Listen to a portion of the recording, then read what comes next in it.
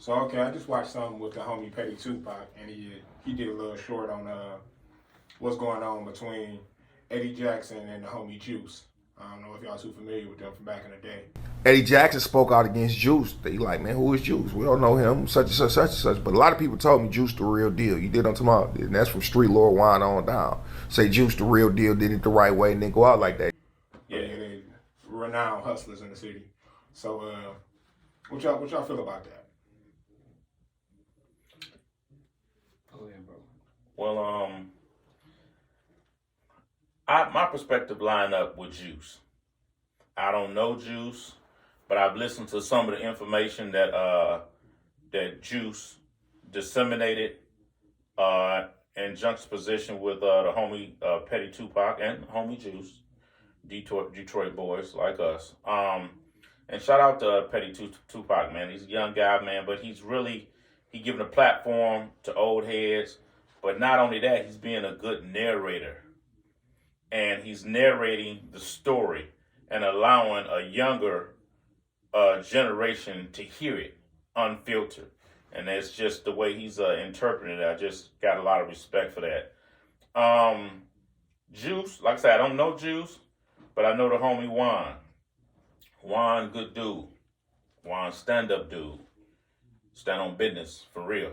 You know what I'm saying? And me and him cut from the same cloth going way back, you know, far as coming out, jumping off the porch. So just on Juan saying that he liked that based on the homie Petty Tupac, I'm fucking with that.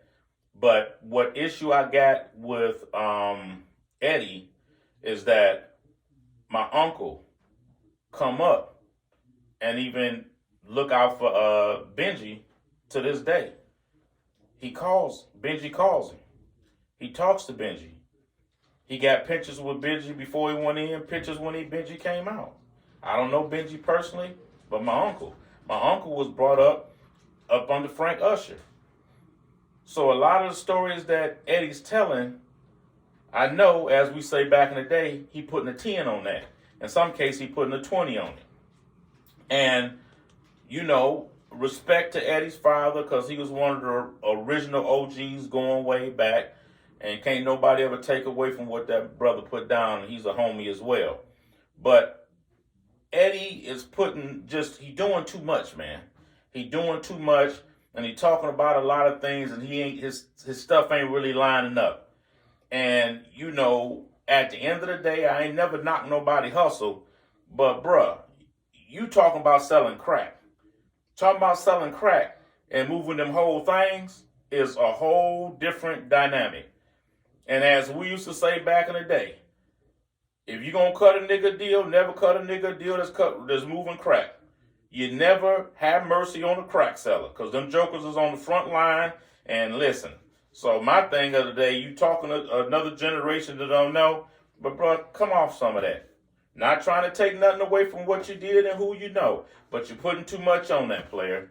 And keep it real with our old heads, man, that was out there. Like the Pelzers and people like that don't nobody really know about.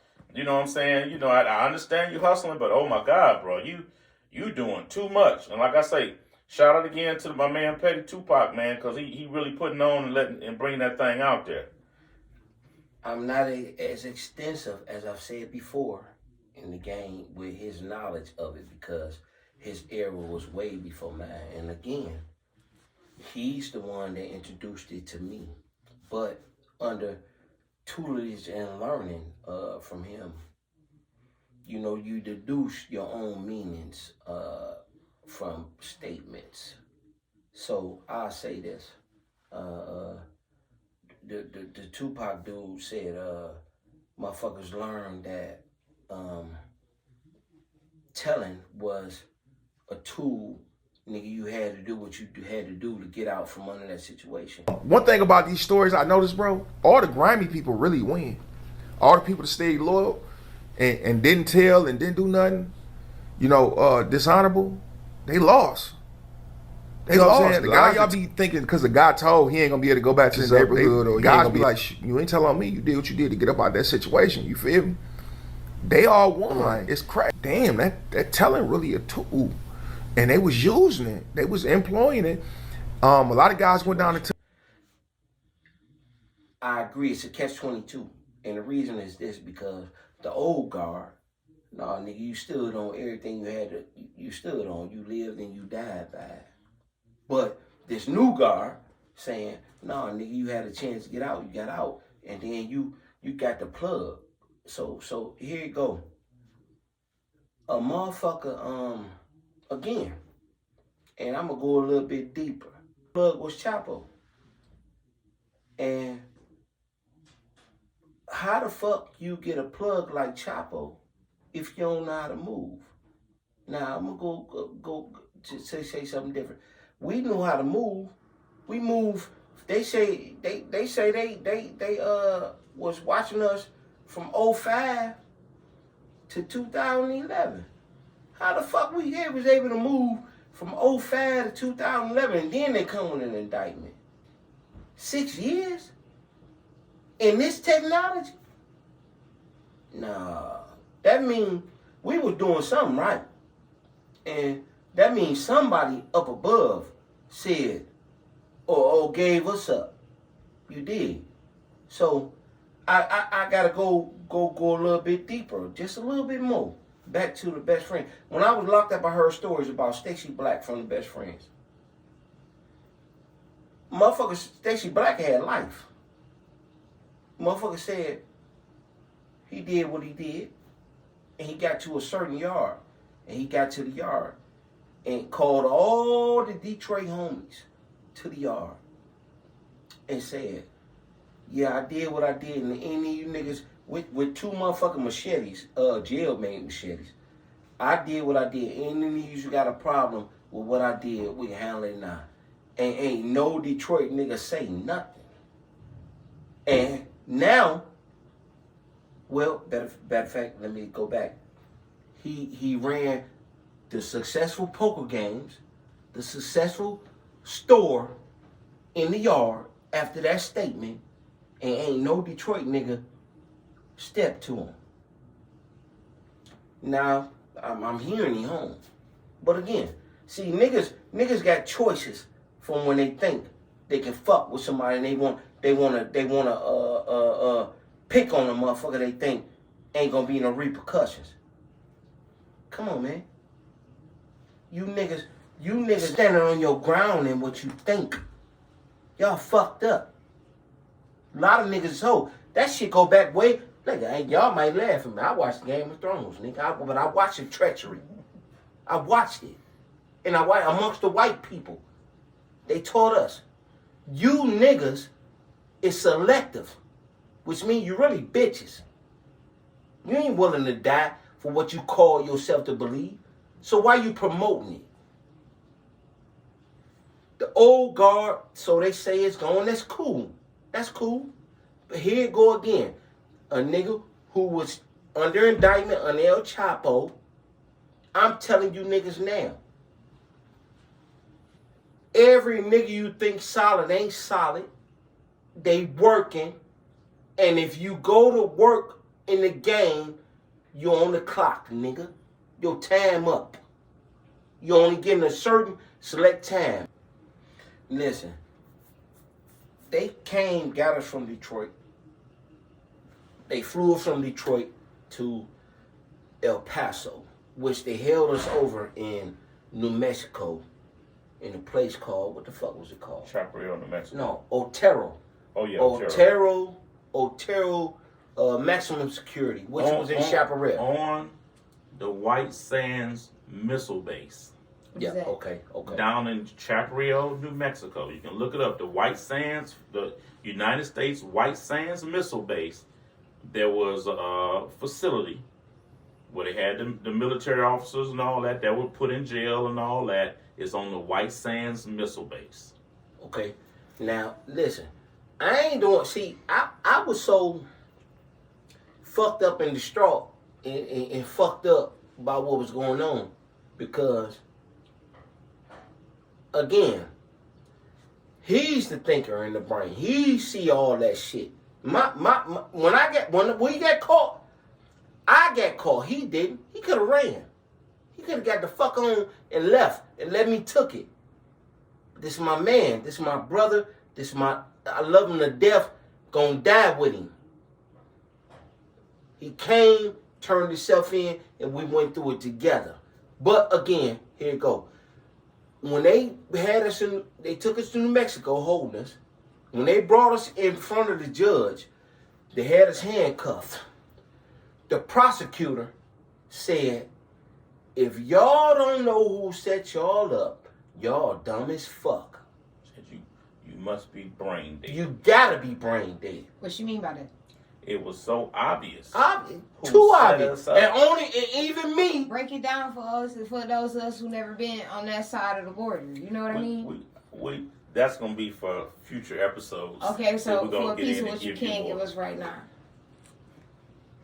Game dirty. Bottom line. The game dirty. Motherfuckers you thought you could trust, you can't. Motherfuckers who you ate with, who you embraced, you can't. And it's obvious. What she said is, he said, obvious. She said, you dumb. It's obvious. When you go through your brain, you will know. And like he said, we expose it later. But that's what it is. We were told on this side of the border, but we were never arrested of what we were told on in this side of the border. We still hustled and worked tons. Detroit didn't even know about us. They just say that. We got arrested from what was told from over there.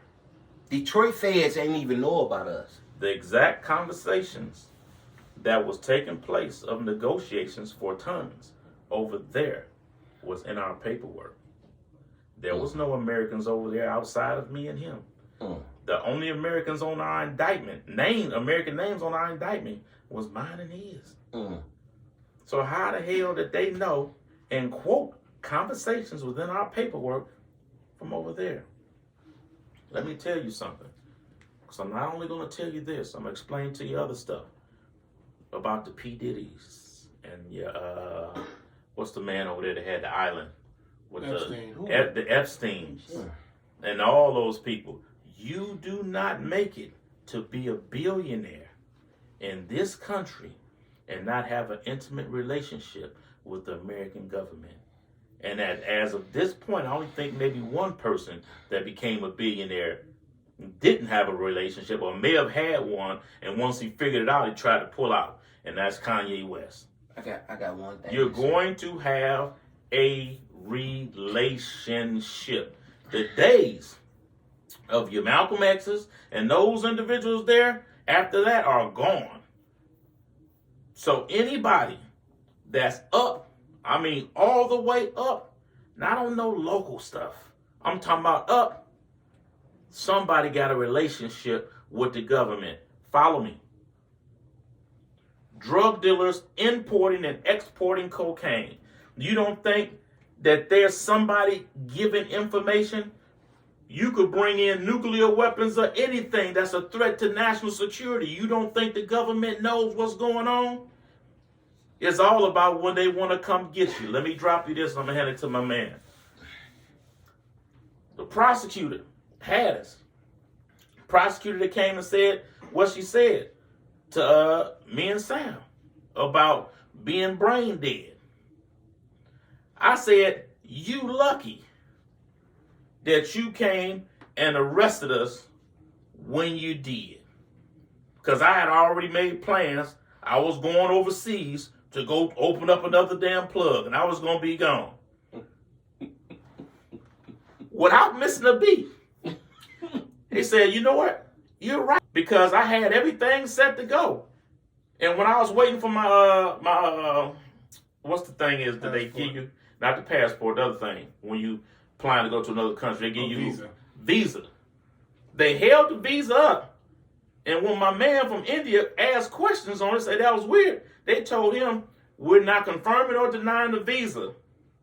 We have up to 60 days to give you an answer. I knew then I would be indicted before that time, and God forbid I was indicted and picked up for that time. So when I said that to that U.S. attorney, the U.S. attorney fired back and said, yes, as we know. He said, but she said, you should be more concerned about why did they tell us to come get you now?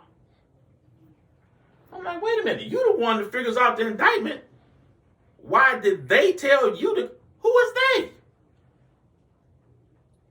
Go ahead, bro. Well, let me dumb it down a little bit. Just let me dumb it down a little bit. I go at the end and say you told her you was finna go get another visa. Well, I'm gonna say the way the wizard said.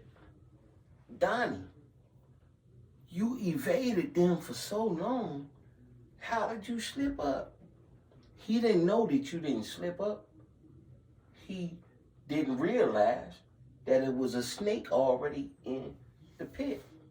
You did. This was my attorney. That's the one you're referring to as The wizard. The wizard and is you can find that in my book, El Primo, the Black Hand of the Sinaloa Cartel, Shameless Plug, on Amazon, and it speaks about all of this. He learned a whole lot because he fought with me and may rest in peace. This man was very important to me.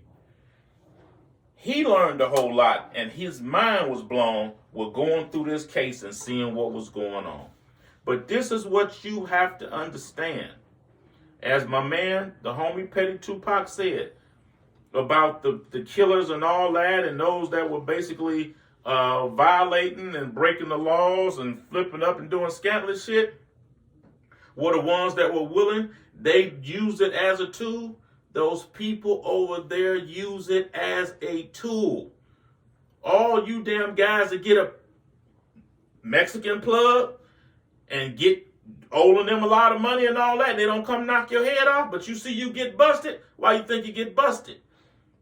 Because they got somebody that they want to get out, and they get them the information on you, send you some dummy stuff, and you get arrested, they man come out. The problem is you jokers are playing loyalty. They doing business. Damn. But you know what?